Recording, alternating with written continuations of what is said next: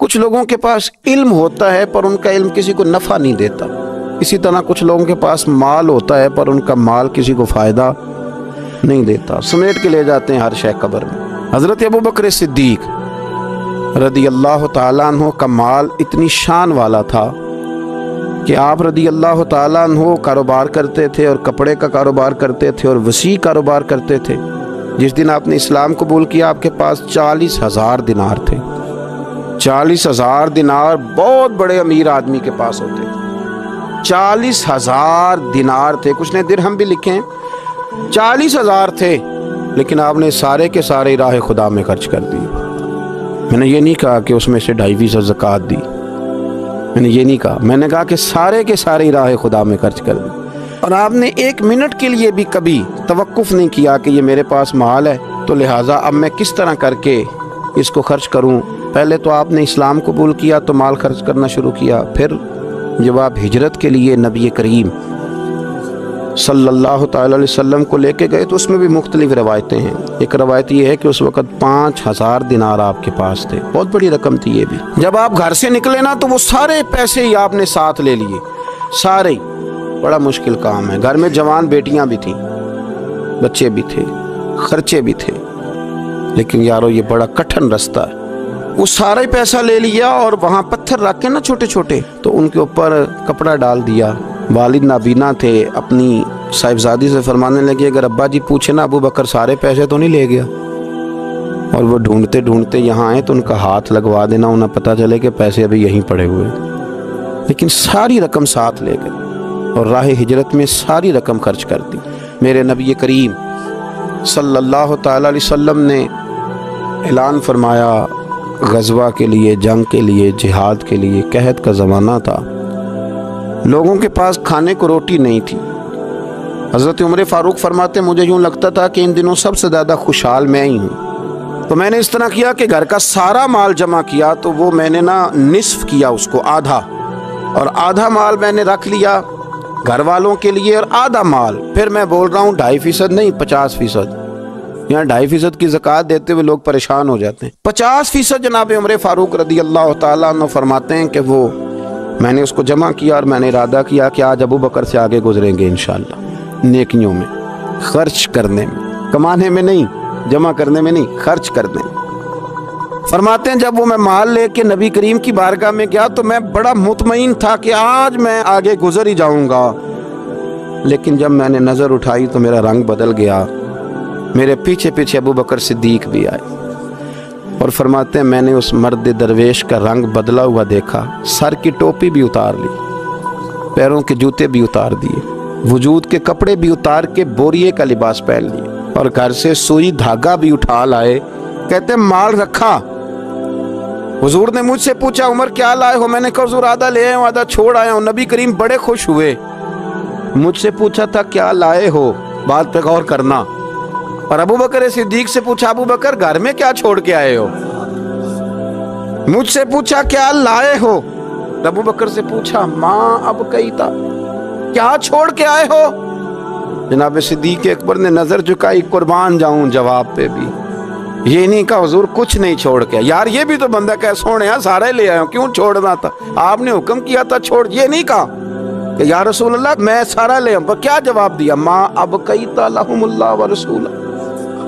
یا رسول اللہ صلی اللہ علیہ وسلم آپ نے پوچھا کیا چھوڑ کے آیا ہوں، میں گھر میں اللہ چھوڑ آیا ہوں، اللہ کا نبی چھوڑ آیا ہوں، میرا کو گھر خالی ہے وہاں اللہ کا ذکر ہوتا ہے، وہاں رسول اللہ کی نعت ہوتی ہے، حضور گھر میں اللہ رسول کا نام چھوڑ کے بھرا ہوا گھر چھوڑ کے آیا۔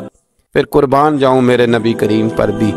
حضور سید عالم علیہ السلام نے فرمایا یہ تیرے پیچھے جبریل کھڑے ہیں اور وہ بھی ٹاٹ کا لباس پہن کے آئے ہیں۔ میں نے ان سے پوچھا ہے جبریل آج ٹاٹ کا لباس، آج ٹاٹ کا لباس کیوں پہنا ہے؟ تو عرض کی یا رسول اللہ آج نا ابوبکر صدیق نے ٹاٹ کا لباس پہنا ہے تو رب کو اتنا پسند آیا ہے کہ اس نے کہا فرشتوں نوری کپڑے اتارو سارے، یہ روپ دھارو نا جو میرے یار کے یار نے دھارا ہے، یہ والا تینوں لب دیں آپ گواچے، سانو اپنی خبر نہ کوئی، ساتھوں پارے نہیں ککھ گلیاں، سانو تے آخ دے لوگ شدائی، ہاں سانو آخ دے لوگ شدائی، کیونکہ اسا ننگ نموس دا ساڑ کے چولا، गल पहने है ताज गदाई, सजना अपना आप गवाया ता यार ने चाती पाई। सारा ही रख दिया, सारा ही। और एक जुमला इमाम सयूती ने लिखा है जिस पर वज्द करने को दिल करता है। मैं सही कह रहा हूँ, वज्द करने को दिल करता है। इमाम सयूती फरमाते हैं कि नबी पाक सल्लल्लाहु ताला अलैहि वसल्लम ने कहा कि अबू बकर, मेरा रब फरमाता है कि तू सारा ही ले आया है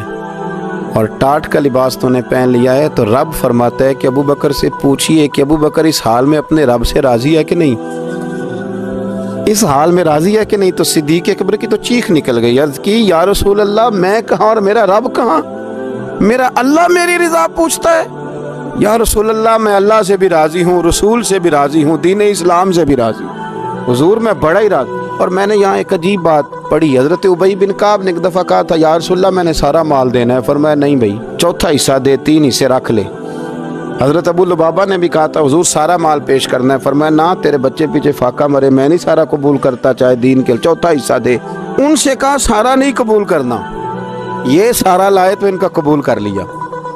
और फिर लफ्ज़ हैं बड़े खूबसूरत हदीस पाक में, नबी करीम अलैहिस्सलाम ने फरमाया, ये इब्ने माजा की रवायत है, फरमाया मुझे किसी के माल ने इतना नफ़ा नहीं दिया, कसे बादशाह, अल्लाहु अकबर, फरमाया किसी के माल ने इतना नफ़ा नहीं दिया जितना अबू बकर सिद्दीक़ के माल ने नफ़ा दिया।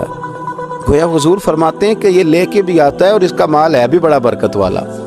जब आता है तो फिर मज़ेदार भी बड़ा है, फिर उसमें नफ़ा भी बड़ा है, फिर वो कहीं खर्च करते हैं तो उस पर अता भी बड़ी। ये वो लोग हैं जो रात को भी खर्च करते हैं, दिन को भी खर्च करते हैं, एलानिया भी खर्च करते हैं, छुपा के भी खर्च करते हैं। तफसीर रूहुल मानी ही को आप देख लें तो अल्लामा सैयद महमूद अलूसी उंदलसी रहमतुल्लाह अलैह फरमाते हैं कि हज़रत सिद्दीक़ अकबर का एक दफ़ा खर्च तो हमेशा करते रहते थे, एक दफ़ा इरादा बन गया, इस आयत के शान नुज़ूल में लिखते हैं, एक दफ़ा इरादा बन गया कि मैंने 40,000 दिनार खर्च करने अल्लाह की बारगाह, और करने इस तरह है कि दिन को भी खर्च करने। और अगर कोई आदमी रात को लेना चाहे तो उसे ये ना महसूस हो कि ये तो सिर्फ उजाले में देने वाले हैं। अगर कोई रात की तन्हाई में लेने आएगा तो उसे भी देंगे, खर्च करेंगे अल्लाह के रास्ते में। और 10,000 दिनार, 40,000 कुल देने थे, 10 खर्च किए दिन को, 10 खर्च किए रात को, 10 उस वक्त खर्च किए जब सारी दुनिया, ऐलान होता है ना चंदे का तो सारे दे रहे होते हैं, 10 उस वक्त खर्च कर दिया 10,000 दिनार। और फिर 10 छुपा के खर्च किया, 10 छुपा के भी खर्च किया, यानी उस वक्त बीच मजमे के भी देना बाजों का बेहतर होता है कि दूसरों को भी रगबत होती है, क्योंकि एक बंदा अगर कहीं खर्च करता है तो फिर दूसरे भी देख के खर्च करते हैं। तो जब सब दे रहे थे तब भी दिया, और जब कोई नहीं दे रहा था तो तब भी दिया, और दिन को भी दिया और रात को भी दिया। तो रब करीम ने फिर इसका जिक्र कुरान मजीद में फरमा दिया। तो हजरत अबू बकर सिद्दीक रदी अल्लाह ताला अन्हु की हयात मुबारका को आप पढ़ें, उस पर आप गौर करें। एक मकाम नहीं, दर्जनों मकामात आपको ऐसे मिलेंगे। इसी तरह इमाम फखरुद्दीन राजी रहमतुल्लाह अलैह तफसीर कबीर में फरमाते हैं कि ये जो आयत है ना, इन्नल्लज़ीना क़ालू रब्बुनल्लाहु सुम्मस्तक़ामू ततनज़्ज़लु अलैहिमुल मलाइका, बेशक वो लोग जिन्होंने कहा कि हमारा रब अल्लाह है, फिर वो उस पर कायम हो गए तो इन पर फरिश्ते उतरते हैं। और फरिश्ते क्या कहते हैं? अल्लाह तखाफू वला तहज़नू, खबरदार खौफ न करो, गम न खाओ। व अबशिरू बिल जन्नतिल्लती कुंतुम तुअदून, और खुश हो जाओ उस जन्नत पर, तुम्हें खुशखबरी देने आए हैं उस जन्नत की जिसका रब ने तुम्हारे साथ वादा किया। तो इमाम राजी कहते हैं ये जो कहा ना कि वो लोग जिन्होंने कहा अल्लाह हमारा रब है, फिर वो डट गए, फिर उन पर फरिश्ते उतरे और फरिश्ते खुशखबरी देने के लिए उतरे। फरमाया ये भी हजरत अबू बकर सिद्दीक की शान में नाजिल हुई है। इसलिए हजरत सिद्दीक अकबर ने उस वक्त कलमा पढ़ा था जब कोई और कलमा नहीं पढ़ता था। पहले मुसलमान हजरत सिद्दीक अकबर आजाद मर्दों में से पहले मुसलमान, आपने कलमा पढ़ा। राश देख के तो भाई आम जगह पे भी बड़े लोग आ जाते हैं, लेकिन तन्हाइयों में, इब्तदा में, बिल्कुल शुरू में जिस हस्ती ने सिर्फ जलवाए वद्दुहा देखा। आज लोग बड़े जमहूरियत पसंद हैं कि सारी दुनिया जिधर जाएगी हमने उधर जाना है, जिधर रश ज्यादा होगा उस वक्त हम चलेंगे। लेकिन हजरत अबू बकर सिद्दीक रदी अल्लाह ताला अन्हु उस वक्त कलमा पढ़ा जब इस्लाम पर तन्हाइयां थी, गुर्बतों का दौर था। उन्होंने ये नहीं देखा कि सारी दुनिया किधर है, उन्होंने ये देखा कि मेरे महबूब की रजा किधर है। और फिर उस पर उन्होंने तकलीफें बर्दाश्त की, تکلیفیں پلیٹ میں رکھ کے نہیں غلامی مل جایا کرتی، تکلیفیں برداشت کی، مار بھی کھائی، مال بھی دیا، تکلیف بھی سہی، تانے بھی سہے، باتیں بھی سنی، قبیلے کے اندر سے بھی مخالفت ہوئی، باہر سے بھی مخالفت ہوئی، وہ ڈٹے رہے۔ تو رب فرماتے جب یہ ڈٹ گئے نا تو پھر میں نے بھی ان کی مدد کے لیے فرشتے نازل کر دی۔ پھر اللہ تبارک و تعالیٰ نے انہیں کوئی لاوارث نہیں چھوڑا، پھر ان کی مدد اللہ نے اپنے فضل سے فرمائی۔ تو حضرت صدیق اکبر رضی اللہ تعالیٰ عنہ کی مقدس حیات مبارکہ، اس پر بے شمار فضائل میں آپ کو احادیث ملیں گی، بے شمار آپ کو آیات بینات ملیں گی۔ سمجھنے کی چیز یہ ہے ان کی زندگی کو دیکھا جائے، پڑھا جائے۔ میں نے بڑا غور کیا ہے، جتنا کو میرا محدود سا مطالعہ ہے، جتنا کو میں فہم اور علم رکھتا ہوں، میں نے بڑا غور کیا ہے اور بڑی باریکی سے کیا ہے، اور ان کی زندگی کے شب و روز کو بار بار پڑھا ہے۔ اور وہ جتنے پیچ و تاب ہیں، ہجرت سے لے کر بدر تک اور بدر سے لے کر فتح مکہ تک، ہر میدان، ہر جگہ، ہر کوچہ، ہر نگر، ایک ہی بات سمجھ میں آئی ہے کہ جس طرح پروانہ چراغ کے گرد گھوم کے زندگی گزار دیتا ہے، گھوم کے زندگی گزار دیتا ہے، روشنی جہاں نظر آتی ہے تو پروانہ ساتھ ہی نظر آتا ہے، کہیں اور دکھائی دیتا ہی نہیں۔ اسی طرح میرے پیارے حبیب نبی کریم صلی اللہ تعالی علیہ وسلم کی نبوت کی روشنی کے گرد جو پروانہ دیوانہ وار ہمیں نظر آتے ہیں، ان کا نام حضرت ابوبکر صدیق ہے۔ حضور کی رضا کو پا لینا، حضور کیا چاہتے ہیں اس چاہت کے مطابق کوشش کرنا۔ جس نے میرے نبی پاک علیہ الصلوۃ والسلام کے ساتھ عداوت رکھی، اس کے ساتھ عداوت رکھنا، اسے اپنا دشمن جاننا۔ جس کے ساتھ میرے نبی کریم صلی اللہ تعالی علیہ وسلم کی غلامی کا رشتہ ہو گیا، جو حضور کا وفادار ہو گیا، اس کے ساتھ دست شفقت پھیرنا، اس سے پیار کرنا۔ حضور صلی اللہ علیہ وسلم نے خود فرمایا کہ میری امت پر سب سے زیادہ نرمی کرنے والے ابوبکر صدیق ہیں۔ اس کے ساتھ محبت کرنا، اس کے ساتھ پیار کرنا، اپنی ظاہری زندگی کو، اپنے وجود کو، اپنی خواہشات کو، اپنی اولاد کو، اپنے تعلق کو، سب کو پیچھے رکھ کے سب سے آگے اپنے محبوب کی ذات کو رکھنا۔ یہ کمال صرف حضرت صدیق اکبر ہی کو حاصل ہے۔ لوگ عمل کرتے ہیں پر مزیدار نہیں کرتے، چل پڑتے ہیں پر پورا نہیں چلتے، رشتہ بناتے ہیں بس سوچتے ہیں کہ اتنا ہی کافی ہے، اتنی زیادہ وفا اور اتنی زیادہ پیچھے چلنے کی کیا ضرورت ہے۔ لیکن حضرت ابوبکر صدیق رضی اللہ تعالیٰ نے جو رشتے بنائے، پھر وہ رشتے نبھائے، پھر انہوں نے حضور کی اس غلامی کو نبھا کے دکھایا۔ کلمہ پڑھا۔ ہمارے ایک بزرگ فرمایا کرتے تھے ابوبکر نے دوستی لگائی تھی مکے میں اور جوان کرائی بدر و احد خندق میں، اور فرماتے ہیں ساتھ نبھائی ہے قبر میں بھی۔ پانی پرما سہیلیاں تے رنگا رنگ کڑے، او بھائی اسی تے پریا اس دا جانیے جس دا توڑ چڑھے۔ اور بڑی احتیاط کے ساتھ، بڑی احتیاط کے ساتھ، بڑی احتیاط کے ساتھ، اگر انہوں نے کبھی مشورہ بھی دیا نا، ایک جنگ کے موقع پہ حضور نے مشورہ مانگا تو عرض کی حضور آپ جیسے حکم کریں گے ہم ویسے ہی حاضر ہیں۔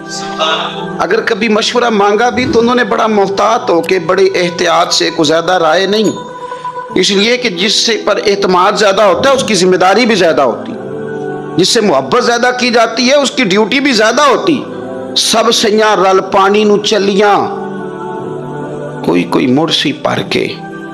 تو جنہاں نے پر کے سر تے چایا او قدم رکھن ڈر ڈر کے۔ انہیں پتا تھا مجھ پر اعتماد زیادہ ہے، ان کی ذمہ داریاں، اس کا انہیں احساس، وہ ہر جگہ۔ یار بات کو سمجھو نا، اگر مدینے میں کوئی جنازہ ہے تو ابوبکر صدیق اس میں بھی پہلے نظر آتے ہیں، اگر مریض کی عیادت کرنی ہے تو صدیق اکبر اس میں بھی پہلے نظر آتے ہیں، اگر کسی جگہ کسی غریب کی مسکین کی خدمت کرنی ہے تو صدیق اکبر وہاں بھی پہلے نظر آتے ہیں، اور میرے مدینے والے محبوب نماز پڑھانے کے لیے کھڑے ہوتے ہیں تو صف میں بھی پہلے نظر آتے ہیں۔ انہیں پتہ تھا کہ جنہاں نے پار کے سر تے چایا اور قدم رکھن ڈر ڈر کے، بڑی ڈیوٹی کی، بڑی ڈیوٹی، آخر دن تک ڈیوٹی کی اور کھل کے کی۔ اور حضور سید عالم صلی اللہ تعالی علیہ وسلم کے وصال ظاہری کے بعد بھی حضور کے دین سے، حضور کی اولاد سے، حضور کے صحابہ سے، نبی کریم صلی اللہ تعالی علیہ وسلم کے مشن سے انہوں نے وفاداری والی ڈیوٹی کی۔ اور ابو بکر صدیق رضی اللہ تعالیٰ عنہ کو جب نور والے کفن میں لوگ تدفین کے لیے اٹھا رہے تھے، اور جب ان کی اس وصیت پر عمل کیا جا رہا تھا کہ مجھے فوراً میری قبر کھودنا حضور کے ساتھ، پہلے پوچھ لینا، پہلے گواہی لے لینا، پہلے او لے سجنا اساں توڑ نہیں پائی، اساں جان دیتی راہ تیرے۔ حضرت ابو بکر صدیق رضی اللہ تعالیٰ عنہ نے اپنی زندگی وفاداری والی گزاری۔ دعا کریں ہم نے بھی جہاں لگائی ہے نا ہماری نبھ جائے، ہمارا نہ کسی جگہ کوئی ایسا معاملہ نہ بن جائے، ہم نہ نبھانے کے قابل ہو جائیں، کچھ ایسا نہ ہو جائے کہ جس میں معاملہ تکلیف والا ہو، ہم نہ طے کر جائیں۔ بڑی بڑی آندھیاں آتی ہیں، بڑے بڑے طوفان اٹھتے ہیں، بڑے بڑے دھوپ چھاؤں کے معاملات ہوتے ہیں۔ دعا کرو کہ جہاں جہاں ہم پر اعتماد کیا جاتا ہے، پیار کیا جاتا ہے، ہم اسے نبھا سکیں۔ میرے رسول کریم صلی اللہ تعالیٰ علیہ وآلہ وسلم کے اس غلام نے ڈیوٹی اس ترتیب سے دی کہ مشکات میں حدیث ہے، ذرا انداز دیکھیے گا اس روایت کا، ان کی نیکیاں کس طرح گنی جائیں۔ یعنی حضرت ابو بکر صدیق رضی اللہ تعالیٰ عنہ کی عظمت شروع کہاں سے کی جائے، اس عظمت کے لیے عنوان کہاں باندھا جائے، ان کی زندگی کا کون سا پہلو ہے جس کا تذکرہ چھیڑا جائے، اور ان کی وفا کا ذکر کیا جائے، ان کی اتباع کا ذکر کیا جائے، ان کی غلامی کا ذکر کیا جائے، ان کے فنا فی الرسول صلی اللہ علیہ وسلم ہونے کا ذکر کیا جائے، کہاں سے بات شروع کی جائے۔ میں نے تفسیر روح البیان دیکھ رہا تھا، یعنی کچھ باتیں ایسی ہیں کہ یہ موقع نہیں تھا یار، یہاں یہ والی باتیں تو نہیں نہ ہوتی۔ یعنی اماں جب لاڈ سے پتر سے بات کرتی ہے تو روٹین میں کرتی ہے نا، گھر میں بیٹھے کتنا پیارا ہے میرا بیٹا، میرا پتر بڑا بیبا ہے، وہ گھر میں لاڈ سے بات کرتی ہے۔ جب وہ سفر پہ انسان جا رہا ہو یا کوئی ایمرجنسی حالات ہوں تو اس موقع پر لاڈ کی باتیں نہیں ہوتی، اس موقع پر بڑی میٹھی، بڑی شستہ، بڑی الگ تھلگ باتیں نہیں ہوتی۔ علامہ اسماعیل حقی رحمۃ اللہ علیہ تفسیر روح البیان کے اندر فرماتے ہیں کہ جنگ بدر کے اندر نا حضرت ابو بکر صدیق رضی اللہ تعالیٰ لگے کہ یا رسول اللہ مجھے اجازت دے میں اس کی گردن کاٹ کے لاؤں، تو حضور نے فرمایا ابو بکر آپ بیٹھ جائیے۔ حضور وہ للکار رہے ہیں، جس طرح والد کو غصہ زیادہ نہیں ہوتا بچے کی کسی غلطی پر، تو کہا حضور میں نے جانا ہے ابھی اس کی گردن کاٹ کے لاتا ہوں، فرمایا ابو بکر بیٹھ جائیے۔ حضرت صدیق اکبر کی طبیعت کے اندر جب حضور نے وہ جلال دیکھا اور خیال دیکھا کہ اب تو یہ جانا ہی چاہ رہے ہیں، تو حضور نے پھر کیا انداز اختیار کیا، نبی کریم علیہ السلام نے فرمایا ابو بکر بیٹھ جا، تیری ابھی بڑی ضرورت ہے، فرمایا تیری وجہ سے ابھی ہم نے بڑے نفع اٹھانے۔ اور پھر حضور نے فرمایا ابو بکر جس طرح میرے لیے میری آنکھیں اور میرے کان ہیں نا، جس طرح میرے لیے میری آنکھیں اور میرے کان ہیں، اسی طرح ابو بکر تو بھی میرے لیے یہی حیثیت رکھتا ہے۔ جس طرح بندہ آنکھوں سے دیکھتا ہے، کانوں سے سنتا ہے، اللہ کرے آپ کو سمجھ آئے، آنکھوں سے دیکھتا ہے اور کانوں سے سنتا ہے، فرمایا ابو بکر تو میرے لیے اسی طرح ہی ہے، گویا میں تیری صورت میں ہی تو دنیا کو۔ ابو بکر صدیق نبی پاک بھی سچے، قرآن بھی سچا، اسلام بھی سچا، تو ہم دب کے صلح کیوں کریں؟ تو فرماتے ہیں کہ حضرت صدیق اکبر نے مجھے ایسے مزاج شناسہ ہیں نبی پاک کے، وہی جواب دیا جو حضور نے دیا تھا، کہنے لگے چونکہ ہمارا دور دلیل کا ہے دلیل دے دوں، ایک حکم ہوتا ہے ایک رضا ہوتا ہے، ایک چیز یہ ہے کہ اس کی اجازت کام کا مزہ نہیں لیتے، دفاعی محاذ پہ کھڑے ہو جاتے، نہیں جی نہیں وہ تو بات آپ کی ٹھیک ہے پر وہ میں نے، میرا مطلب یہ ہے، ان کا بھئی آپ کچی باتیں کیوں کرتے ہیں، کس بات کا ڈر ہے؟ اگر آپ رسول پاک کی غلامی کا دعویٰ کرتے ہیں تو وہ سر حشر بھی کریں گے، تو قدم پیچھے ہٹنے کا کیا معنی ہو؟ آپ فلاں جگہ، جی ہاں میرا بھی فلاں جگہ نسبت کا رشتہ، یہ کیا بات ہوئی؟ کچی باتیں کرتا ہے تو؟ اگر تیرا کسی جگہ نسبت کا رشتہ ہے تو کہہ میں غلام ہوں فلاں کا،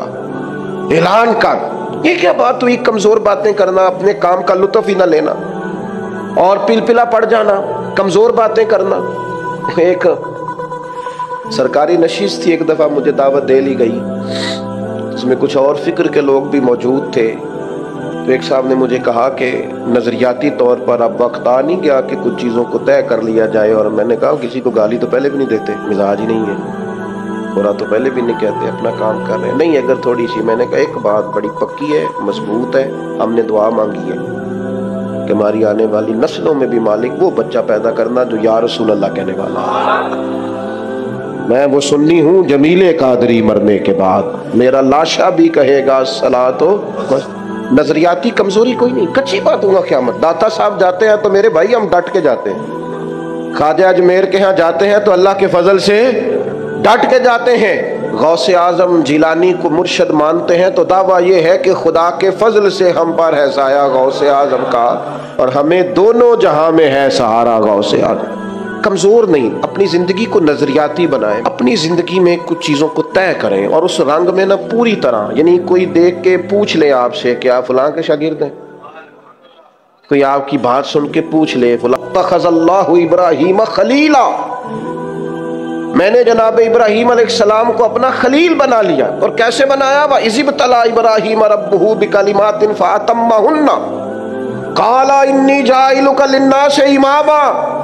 رب فرماتا ہے میں نے بعض باتوں میں جناب ابراہیم کو آزمایا، میں نے امتحان لیا، یاری تیری سونا تے آزمائشاں تیریاں اگ،